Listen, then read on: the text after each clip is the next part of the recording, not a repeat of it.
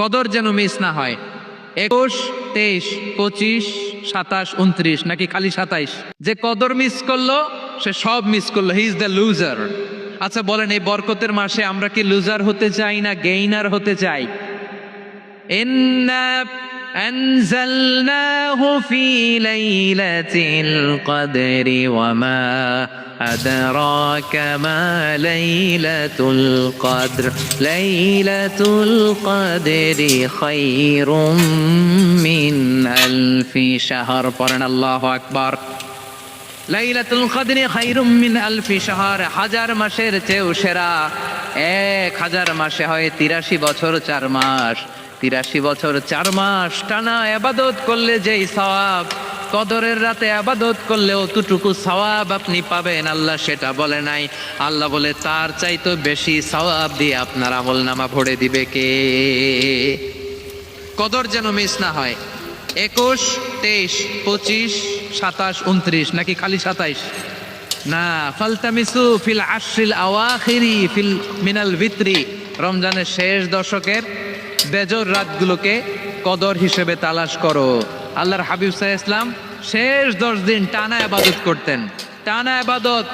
ইদা জাআল আশরু আহিয়াল লাইলা আইকাযা আহলা ওয়া জাদ্দা ওয়া শাদ্দাল মিজার। সারা রাত জেগে ইবাদতের নজির নবীজির নাই, শুধু রমজানের শেষ দশক ছাড়া। সুবহানাল্লাহ বলেন। নিজেও ঘুমাতেন না, ফাতেমা রাদিয়াল্লাহু তাআলা আনহু, আলী রাদিয়াল্লাহু তাআলা আনহু কাউকে ঘুমাতে দিতেন না, সবাইকে জাগিয়ে তুলতেন। আমরা সারা রাত জেগে ইবাদত করব, রাজি আছেন তো?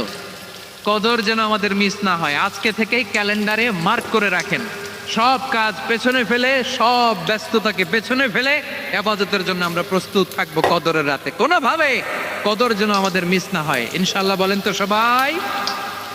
6 নম্বরে পারলে ইতিকাফ করবেন। আল্লাহর হাবিব সাল্লাল্লাহু আলাইহি ওয়াসাল্লাম প্রতি বছর 10 দিন ইতিকাফ করতেন। যে বছর ইন্তেকাল করবেন সে বছর 20 দিন ইতিকাফ করেছেন। আপনি বলবেন, হুজুর ইতিকাফ না করলে সমস্যা কি? আমার নবী একটা ইবাদত সারা জীবনেও ছাড়ে নাই, আর আপনি এ জীবনে একবারও করেন নাই। এবার হিসাব আপনার কাছে। না পারলে অন্তত রাত্রি বেলাগুলো মসজিদে কাটাবেন। পারবেন তো ইনশাআল্লাহ? সব শেষে শিশু এবং নারীদের ব্যাপারে বিশেষ খেয়াল রাখবেন। শিশুদের রমাদানের ব্যাপারে উৎসাহ দেন, তাদের প্রস্তুতি নেওয়ান, তাদেরকে রোজা রাখতে দিবেন। আমার ভাইয়েরা এবং বোনেরা, পর্দার আড়ালে মায়েদেরকে বলবো, চাপাই নবাবগঞ্জের মায়েরা, 1 দিন 2 দিন না খেয়ে থাকলে আপনার ছেলে মেয়ে মারা যাবে না। ওদেরকে উৎসাহিত করেন, ওদের ছোট্ট যারা রাখতে দেন, বলেন যে বাবা সকাল থেকে দুপুর পর্যন্ত না খেয়ে থাকলে তোমার অর্ধেক রোজা, এরকম 2 দিন অর্ধেক মিলে তোমার 1 রোজা। এরকম আমি কত রোজা রাখছি ছোটবেলায় কোনো হিসাবই নাই। আমার দাদি বলতো,